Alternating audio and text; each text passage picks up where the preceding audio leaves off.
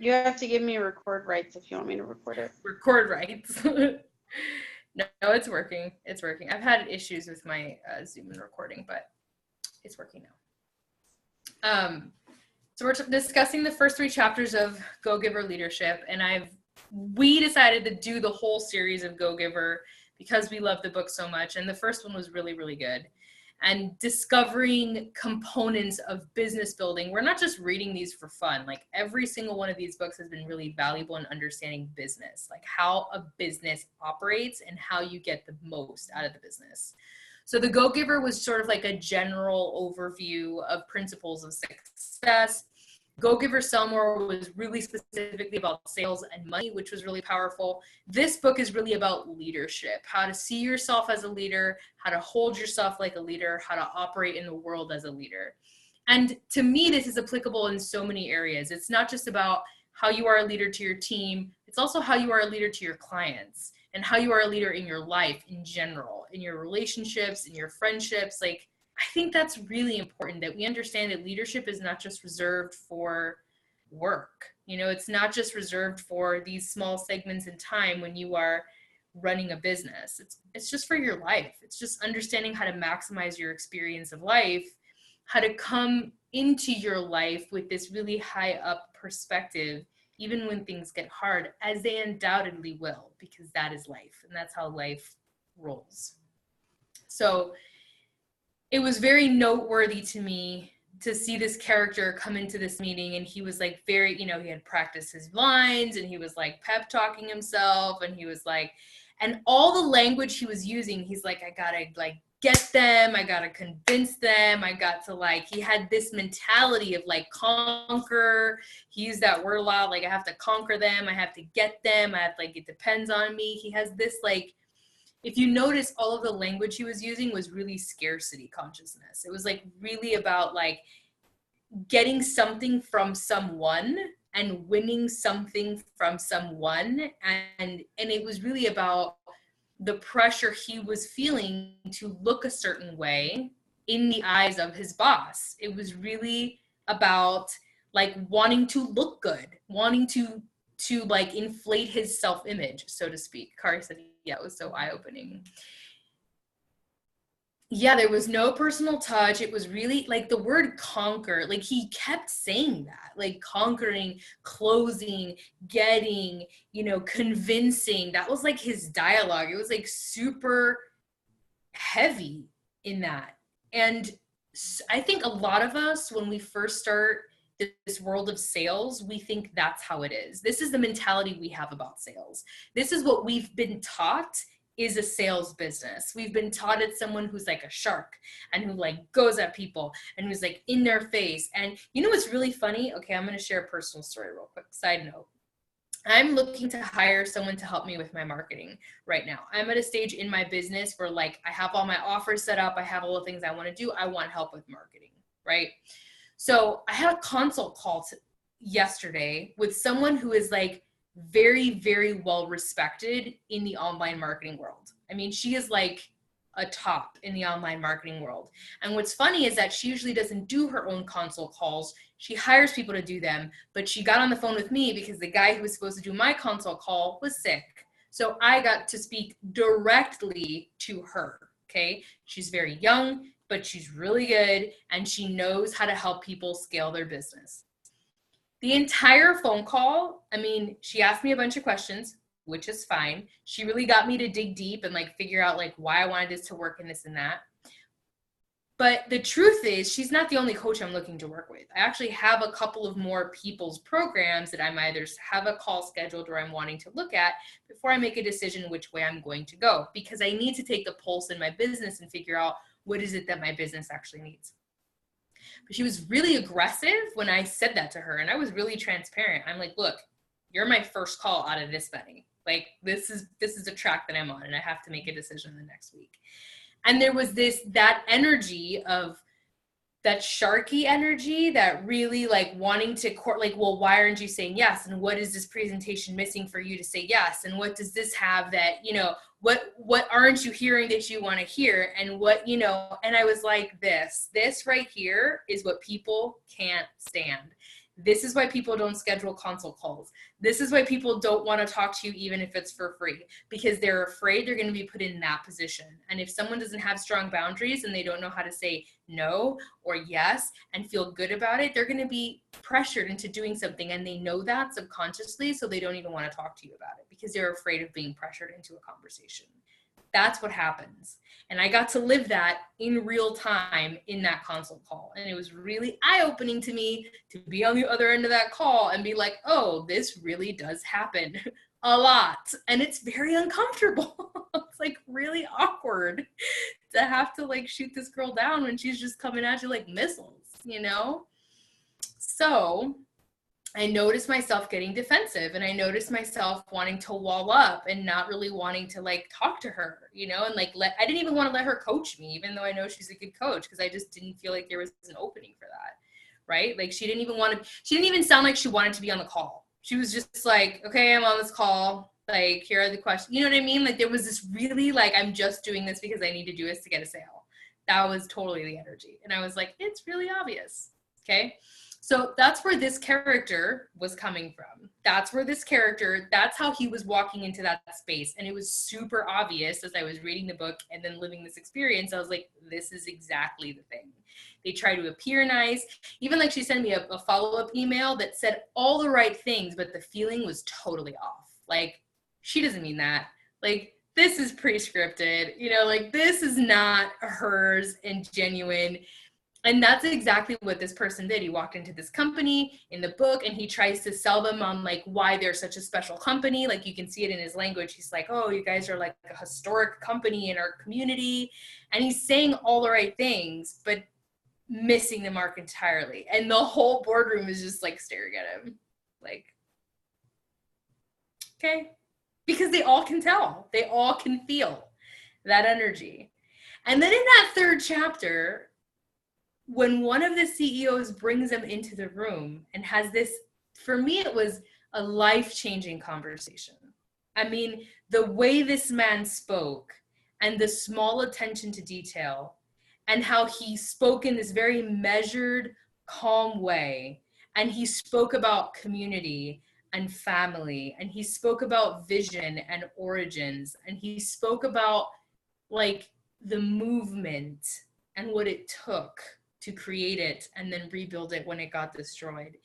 It was such a dramatic difference from the first chapter, 2 chapters of this book, and the energy the first character was bringing in to the energy of the character in that third, Alan, I think is his name, the owner of the company.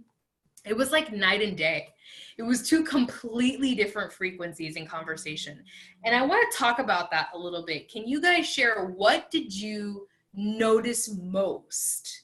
Like what really stood out to you about the frequency, the differences? I think his name is Ben, the first character, the young character, in how Ben was communicating versus Alan. Like what really struck you about the 2?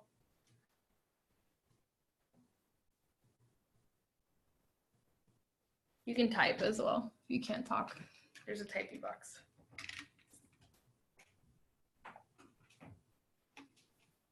I'm curious to know what you thought of the differences between the 2 men. I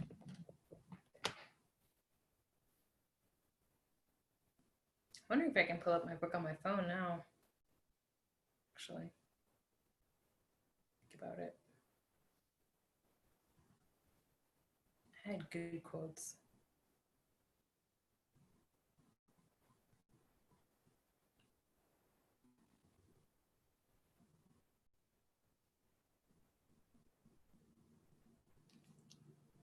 Either you guys don't have anything interesting to say about it, or I'm not receiving any of your messages.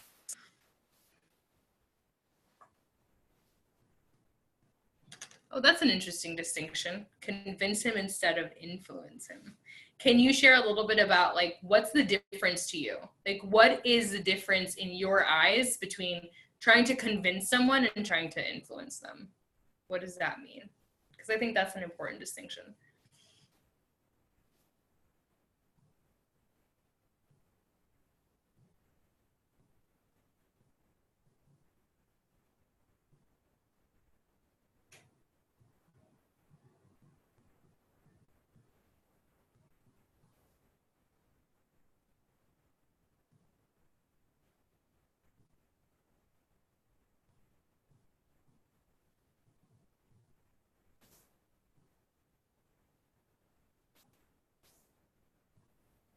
I think that right there is probably like a huge point period in sales, in the sales process. Like the person on the other end of your call was trying to convince you for her benefit, not to influence you for yours. That's exactly right. That's the exact definition of the difference. Convince people of things instead of just showing them and letting that influence them. Right. So here's a distinction that Susie just made that's really, really important between convincing and influencing. When you are convincing someone, you are trying to direct them in the direction of what benefits you. You're trying to show them all the reasons why your product, your program, your team, your whatever is the solution and the answer, and they should want to buy into them. Okay?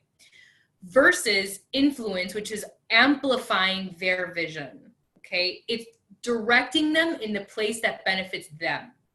And sometimes it won't be with you. And that is a true influencer. Okay?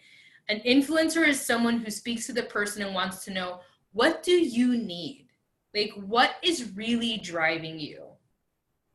And so, for example, when I do a consult call, I'll give you the difference between me and the person whose consult call I had a day ago. She didn't even give me really alternatives. She was like, based on what you've said, I think I can help you. And I was like, that's it. Like, there's no, because here's the difference. When I'm talking to someone, I say to them a couple of things. Like, for example, have you ever worked in a group setting before? Or have you ever worked with a coach, like a private coach? Do you know what that looks like? Do you know what it feels like? Do you know what the environment is like? I figure out yes or no. I didn't get that question asked of me at all. And then I asked things like, what brought you to have a conversation with me about my specific program or product? Like, why do you think this is a good fit for you where you are right now? You know, like, why? Why do you think this is a good fit for you? Because I want them to figure out what is a good fit for them in the season of their life that they're in. I want them to get what they want, whether or not it's working with me. And here's the funny thing. I never try to sell someone on my one-on-one private coaching, which is my most expensive thing. Like, I never do. I'm always like, yeah, and I have a one-on-one coaching option, but this is really where I think you should focus on, because I think most people would benefit from group. And it's a much lower cost point. And then they're naturally like, wait a minute, what about the private coaching? How much is that? I never even have to say anything because they automatically develop an interest because I didn't try to shove that down their throat immediately. You know what I mean? Because I try to pair them with what I think they need instead of giving them what is in my benefit, which is what I think I need, right? Because it's a higher ticket. Whereas this consultant that I was on the phone with, she was selling me on her highest ticket item. She has other things on her website because I later went on the website and I looked through them. And she never brought up anything else. And on the consult call, there was no, like, it wasn't like I signed up for a consult call for a specific program. I didn't. I just signed up to talk to her about her services in general. And I never got directed in any other way. You know what I mean? Like, there was no distinct question of like, why do you think this in particular? Or like, what in particular would you like to work on? That's really important. That is the difference between influencing someone so they can make a decision that's in their best interest versus you trying to just direct them in one direction. And with your challenge packs and your products, it's the same way. When you're talking to people, it's like just giving them a challenge pack option because you're going to get successful points and it's like the biggest product you can sell on them, versus figuring out what do they need. Maybe they just need pre-workout. Maybe they're tired and they don't drink coffee and they're reactive to everything, and Energize is magical and it doesn't give you hives and it doesn't make your heart want to explode. So maybe you should just give them Energize, you know, or give them a sampler of Shakeology, or what do they need? Like, that's influence. It's figuring out what does this person need and how can I serve them in their best interest versus what do I need and how can I get them to buy into whatever I might need. I think that's like huge. That's like the whole point of this whole conversation. Kari said, yes, there's a gal I'm talking to and I'm going to meet in person. I have just stayed in the flow of what do you need and how can I help? Yeah, that's a true consultant, my friends. Like, that's an actual consultant. You know what I mean? That's someone who does well in sales. That's the energy of someone who's very generous. People who are wealthy and have successful businesses are very generous by nature. That's like an energy that they carry with them. It's like, I don't need this sale. I would like this sale. That's a really important energy. How you can easily get into that energy is being in service. Like figuring out, okay, I'm going to meet with this person. How can I help them? Get curious about them. Ask them lots of questions. And then give them, this is what I always do. Ask them to tell me everything. Like, what are they really struggling with? I get really specific on their needs. And then I say, okay, this is what you've said. And I make sure I repeat what I heard so I didn't mishear them. So I didn't miss something and maybe prejudge them or misjudge them, okay? So I tell them what I heard. And I said, based on that, this is what I professionally recommend. I recommend this thing and this thing. So like in my own business model, I'll be like, okay, I think we should start you on Beachbody On Demand for sure. Like, I think you need to start working out. I think movement's going to be very important. For example, one client, when I had a consult call with her, I said, I wouldn't start working on your nutrition right away because she has a binge eating history. And she also has a really like horrible body image issues. So whenever she gets into controlling her food, she spirals off the deep end and it's really toxic for her brain. So I said to her, I'm not going to start you on looking at your nutrition. I want to start you on just moving your body and developing a better relationship to your body. The healthier you can get a relationship to your body and get you in our support group and start helping you like enjoy moving your body, then we can start transitioning into looking at your food. But for you, the most important thing is to just get you to have a better relationship to your body. That's what I told her. And that's what I genuinely believe is best for her. Is that going to make me all the bucks? No, but that's not the point. The point is that when you treat people like that, they're grateful, they send you humans, they feel good about themselves, you feel good about yourself, and it propagates more of that good feeling, which leads to more clients and a more successful business. You're so right. I just realized I feel way different about this prospect than the others because of the way I've structured our combos. Yes, exactly. There's no pressure. When you're just going into the conversation, like, how can I help them? There's no pressure. When you feel pressure in a prospect conversation, it's because you're thinking about you. It's because you're thinking about you and what you can get out of that person. That's why you feel pressure on that conversation. If you're really in the conversation to talk to the other person and figure out what they need, there's no pressure. Can you guys think about a time in your life where that was true? Like, think about an example in your life when you were going in with the expectation of having to sell someone or inspire someone or like make a big impact at your job or something, and you just wanted to die the whole time you were like in that, like expecting to have to pull this like magical shit out of your butt that was really gonna like wow people, right? Like the anxiety is just, but when you just go into a situation and you're not expecting anything and someone turns around to you and asks you a question, do you just start panicking because someone asked you a question? No, you're just like, oh, here's an answer, right? You didn't have time to build up like how you're going to convince someone with your answer. You're just like, answer. Because you're in the moment, you're listening to them and you're responding, right? It's the same way with prospects. When you're in the moment and you're listening and you're responding, you're just in the moment. You're not thinking about, I need to say this perfectly. I need to get them to say yes to this. I need to convince them that, you know, like that feels weird. Like, just see what they need. Give them some options. Make a professional recommendation. They might say no. Fine. They might say yes. Great. Like, that's the energy I want you guys to be in. Can you feel how like no pressure that feels? Like, that's a fun business. Right now I'm doing Stacey Bayman. If you don't follow her podcast, she's amazing. Make Money as a Life Coach is her podcast. She's doing, I signed up for her like her free 5-day training where she basically teaches you 3 things to make money: meet more people, tell them you're a life coach, make offers to help them. That's like her whole thing because she helps life coaches. In your case, meet people, tell them you're a fitness coach, make them offers, like over and over and over and over and over again. And she talks about just meeting a bunch of people. And she talks about going to networking events, like all kinds of networking events. And she specifically says, you don't want to go to sell anybody anything. Like, don't go there with that intention. The whole point of you going to networking events and introducing yourself and telling people what you do is so that you can grow your own belief in what you do. Like, it's literally an exercise in you growing your own belief. You're going there just so you believe in you more. Because when you have to say over and over again, like who you are, what you do, who you are, what you do to strangers, you got to sit with all those feelings like, oh, this feels awkward.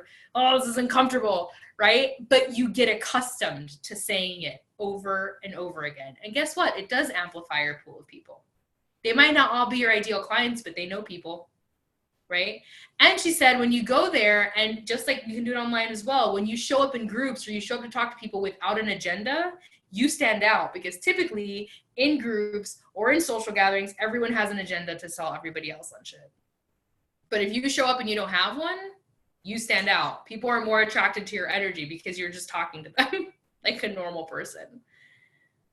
Right? So this might be really helpful for you guys to get into the energy, to get out of the fear of talking to people and having an agenda or feeling like you're going to default to an agenda. Just start meeting people, as many people as possible. One of the things on my planner is when we come back from Summit is I'm finding 2 networking events happening in my area on whatever, networking on things that I'm interested in, whether it's metaphysical stuff or whatever, and I'm going to go to them. I'm going to go, which gives me social anxiety because I have that. But I am going to go to meet people in person and just talk to them and like get to know them and see what they're about and just put myself out there. I do it online all the time, but I really want to start doing it physically because that's outside my comfort zone.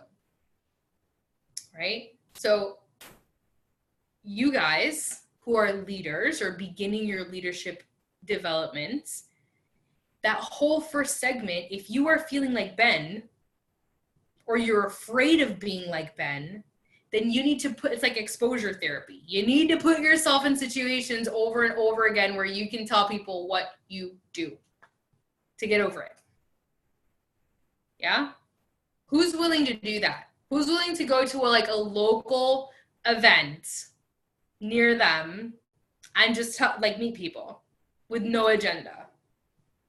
Like, who is actually willing to do that? Does that make you want to poop your pants? Be real.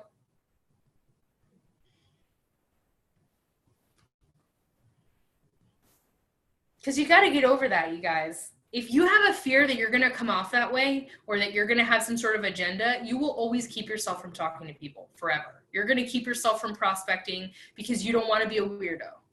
So you have to do stuff to shake up that fear that you're going to mess that up, that you're going to be like Ben. You're going to come off like that. Right now, I'm going through something similar with leaving my job. I have to tell, it feels like 10 people a day that I'm yeah, because you're like, why are you leaving? So now you're like in a position where you have to tell them, right? So what comes up? What comes up when you like are saying that out loud? Like, what feeling do you have or what thought do you have? That's really interesting. So usually at first I'm like, am I a coach? Like, can I help people? Like, what is happening? But that's really what starts to come up is this feeling of like worth and self-worth and like the actual ability to do that. Because I have to tell easily tons of people a day, it feels like, because I work with a lot of people. I have a lot of projects on committees and different groups, and I've resigned. I have a last day in 3 weeks, and I will no longer have a 9 to 5. And the first thing everyone wants to know is like, okay, you're not fired, so like, why are you leaving? You have a great job, a lot of benefits. You're the number 2 in the company, and you're just like, because I want to. Like, it doesn't jive.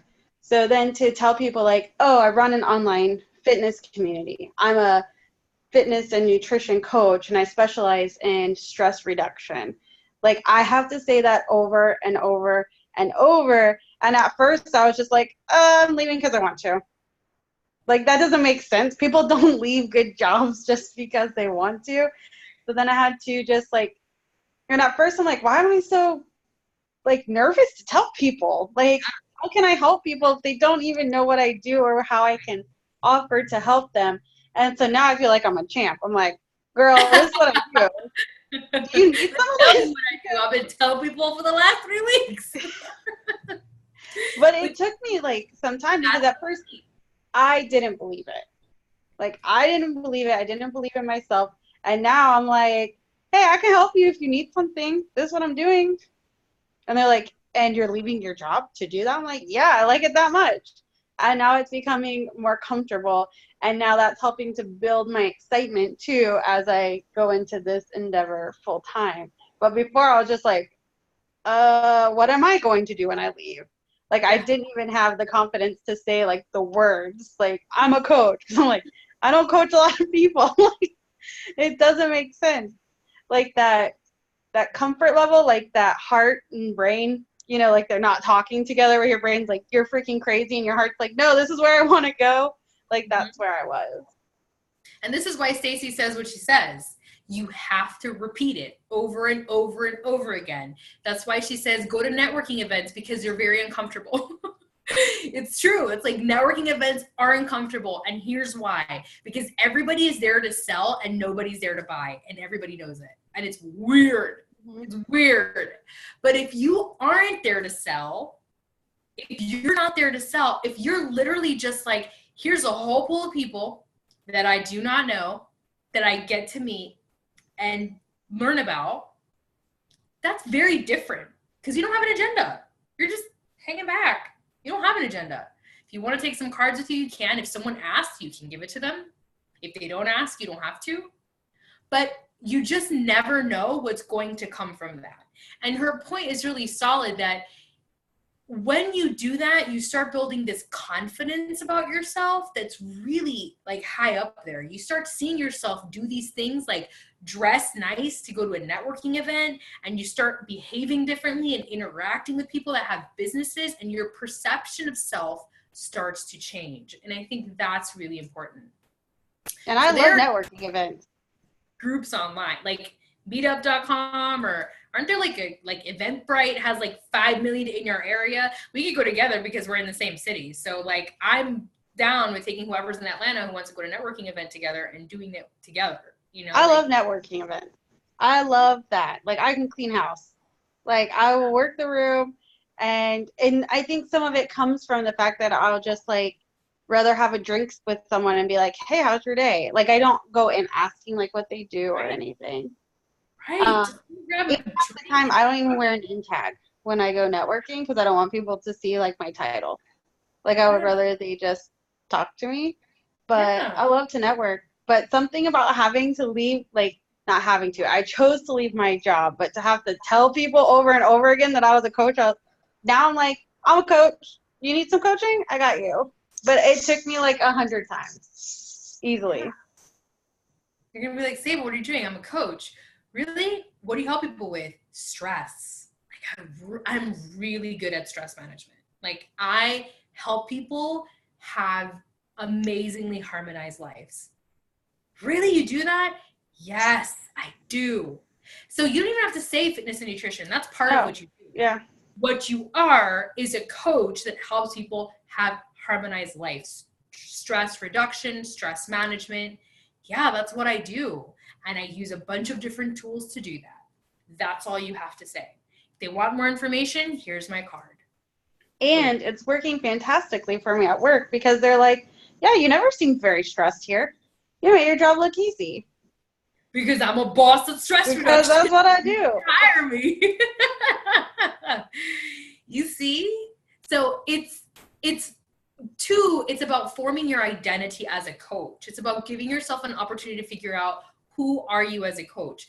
Beachbody is your tool. Remember that. It is your tool bag. It is in my tool bag for things like, so my niche, what I'm niching into is being a law of attraction coach. And I talk about that all the time because I really am passionate about teaching people how to use the law in real life, like how to make it work. Not just that you know it, but that you live it, right?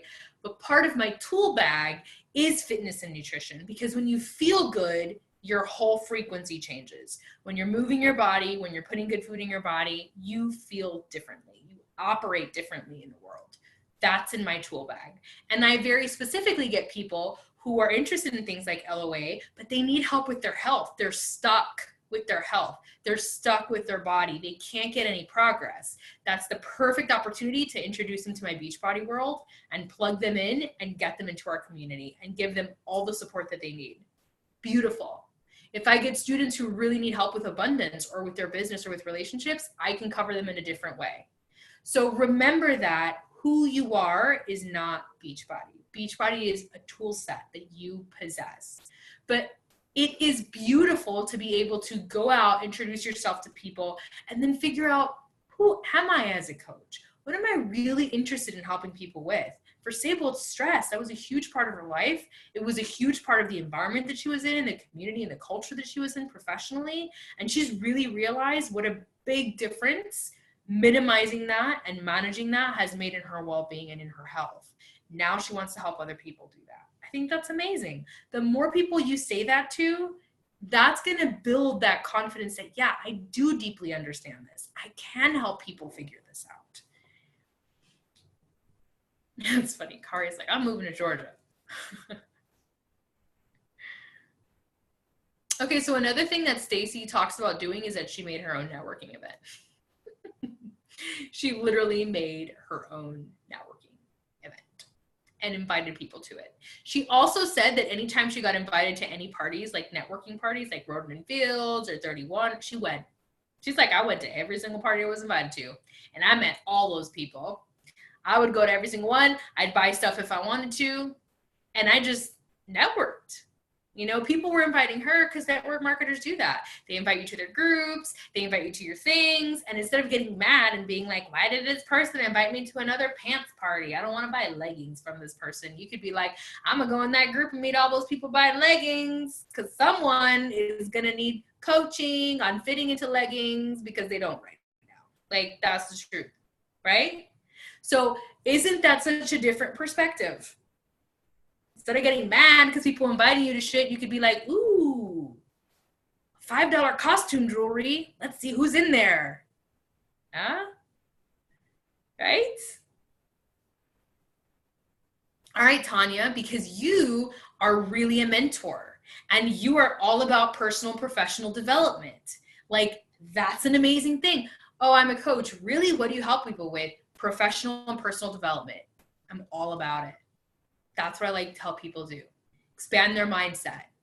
Success. Like, strive for success. Achieve goals. That is your language. That is your realm. That's what you excel at. Part of your tool bag for helping people achieve success and hit their goals, personally and professionally, is fitness and nutrition. That's what I help people do. I make a plan for them. I do fitness and nutrition. Boom. Right?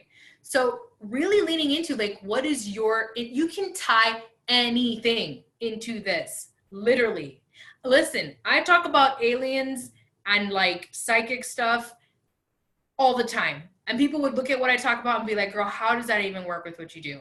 Of course it does. Because alignment, which is what all I teach and all I talk about, is not just about what you do in your head. It's also what you do with your body, for sure. And I know that moving your body and changing your state is one of the fastest ways to get into alignment. I knew that for a fact. So, boom, that's one of my tools. Right? So developing an identity as someone who is here to serve. And what are you passionate about serving about? Like, what is your thing? Telling people that that is your thing. Telling people you're interested in. So Kari, if physically that's not available to you, the internet is the thing. Girl, there's tons of groups. People want you in their groups. They want to sell you shit. They want to sell you all the shit. Lipstick that stays on for 48 years. Perfume that won't wash off your body even if you're dead. Leggings that are dress clothes. You know, there's companies out there selling all kinds of stuff, and every single one of them wants you in their group. Because that's how they think they're going to influence you to buy shit. Wraps, whatever. You don't have to buy anything. I'm part of that group. See? You don't have to buy anything, but just get in there, because in there are people that you don't know. There are people you don't know. And they're going to say things, and you're going to be like, that girl needs me in her life. And then you can just be friends. And then when you're friends with her, she's going to read your posts and see what you're about and be like, ooh, this girl's interesting. right? Just go meet the people. Don't be mad that you're being invited to stuff. Just go meet them. Yeah, see? That's the way to do it. Just meet as many people as possible. Get comfortable with who you are.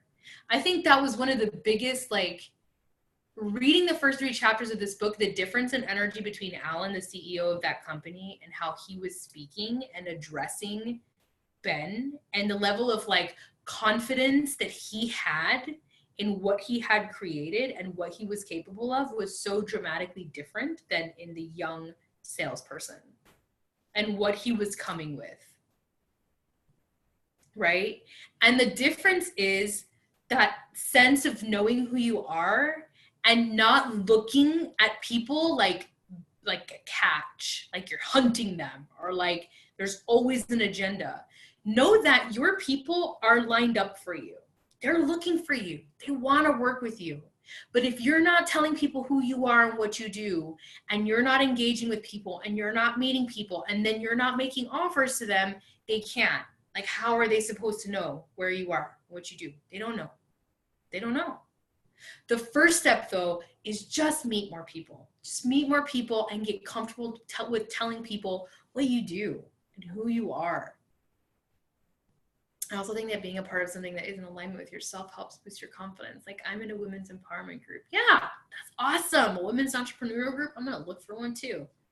Yeah, because guess what, you guys? People, for Sable, for example, women in that entrepreneurial group, they stress as hell. I can tell you that. There's a lot of them that stress as hell, and a lot of them are going to need your services because a lot of them are overweight and eating when their families goes to sleep, and they're in the pantry putting Oreos down their mouth because they're so stressed out about their business. I guarantee you that's the truth.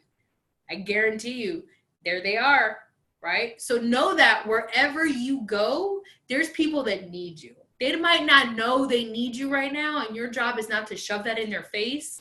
But when they meet you and they feel you, they will know that they need you. But you've got to give them an opportunity to know you, to feel you. You've got to give them a chance to feel your vibe. If you don't give them a chance to do that, they can't know what they need. That's influence. You know what I mean? That's influence. When you just show up and you let people experience you, then they can decide what they want or need. You don't have to shove it down people's throats. Brooke Castillo, I love Brooke so much. She's so amazing. Working with her has been absolutely life-changing. But she always says, you know, the prize doesn't chase. That's like her standard, you know? And it goes very much against what we're taught in network marketing a lot of times, right? But for her perspective, it's like, if I just give so much value and I just believe in myself so much, people are going to ask me because they have to, because they're going to be overwhelmed with value. And let me tell you guys, I have adopted that, and it has been 100% true for me. 100% true. Like, my business is doing well because of that. I don't hunt people down. I send a newsletter once a week. I record a podcast episode once a week. I post on social media, normal shit. Like, I talk about my regular life. I say funny things. I share random things. I do a little post about things that I'm hosting or things that I'm doing every now and again. And I'm doing well. I'm not tracking people in inboxes and like being like, girl, you need to lose some 20 pounds. You want to work with me in my challenge group? No, like, don't be weird, you know, but just ask yourself, like, am I comfortable with who I am? Do I know who I am? Am I telling as many people as I meet everywhere I go that I'm a coach when they ask me, like, oh, what do you do? I'm a coach. I help people with blank. It's as simple as those 2 sentences. I'm a coach. I help people with blank. Fill in that blank with whatever. I help people with stress management. Boom. I help people with personal and professional development. Boom. I help people apply the law of attraction. Boom. I help women over 40 feel amazing in their bodies. Boom. Whatever, right? Like, just say, I'm a coach. I help people blank. Practice that. Write those 2 lines down. Figure out what your fill-in is. And every time you meet someone and they ask you what you do, that's what you say now. Even if it's not your full-time job. Forget you do anything else. Tell them what you do, what you want to do. You need to start speaking life into what you want, not what you're doing right now. You got to tell them. Kari said, okay, makes sense. The gal I'm going to meet with, someone I helped with a challenge and some mindset like 6 months ago. And she came to me this time. Yeah. Yes. So don't worry about when the harvest is just going to happen. Just plant your seeds and be genuine about it. But here's statistics. The more seeds you plant, the more plants you get. Yay or nay? All right. Are all those plants going to make it? No. Bugs are going to eat them. Squirrels are going to steal your strawberries. Frostbite's going to kill your potatoes. Some corns are going to forget that they're corn and not grow, right? Pigeons are going to eat your shit. That's what happens. That's nature, okay? You can't count on everything you plant. But if you plant enough, you'll have enough. So, hopefully I've drilled that in. All right, I don't have my favorite quotes. Anybody want to share some favorite quotes before we close up? I'm excited to read the rest of this book. I loved how he kept talking about seeing and like pointing at his forehead and his third eye. I was like, oh, so powerful. Bringing in the woo-woo-ness into the book. You're not saying what it is, but I know. Vision. That was the number one thing that Alan said to him. Vision. That was so powerful. Hold the vision. Yeah. There's a difference between setting the vision and holding the vision. And I think that's so true. And it starts with holding it for yourself. Here's the thing, you guys. If you want to build a team and if you want to help customers and you want to hold them during their process, if you can't hold yourself during your process, you are going to struggle holding them. You're going to struggle supporting them. You're going to struggle being able to hold a team or hold a team member or hold a client when they're going through something. So it really begins with learning how to do that for you. Like holding yourself. And part of that is knowing who you are and feeling the feelings of discomfort when you tell people who you are and what you do. Like feeling that. I feel awkward. I want to light myself on fire. I want the earth to eat me, but I'm going to keep saying this over and over again until it stops being weird. Right? That's part of holding.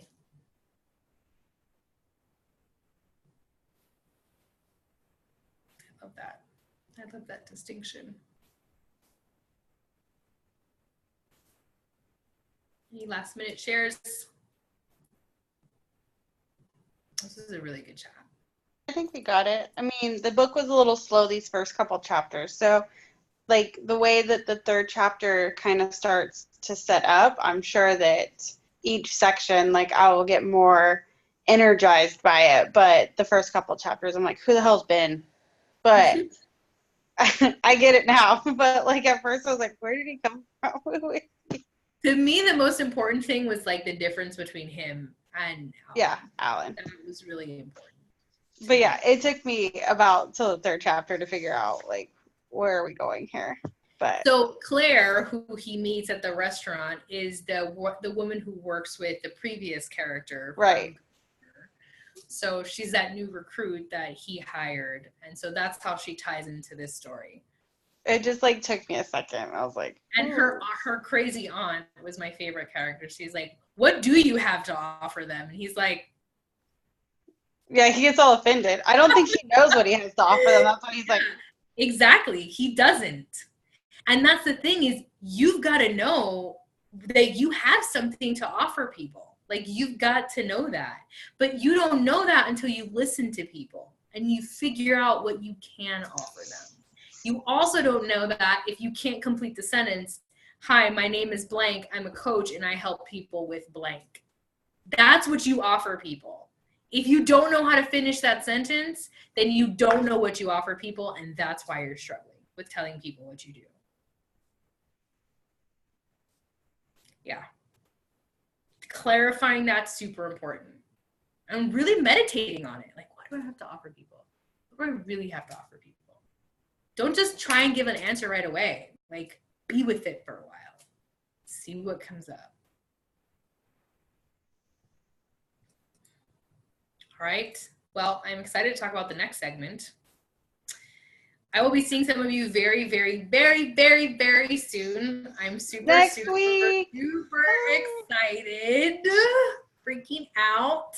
Sable's coming my way on Monday, so we will be going live together for a team call Wednesday night from our hotel room.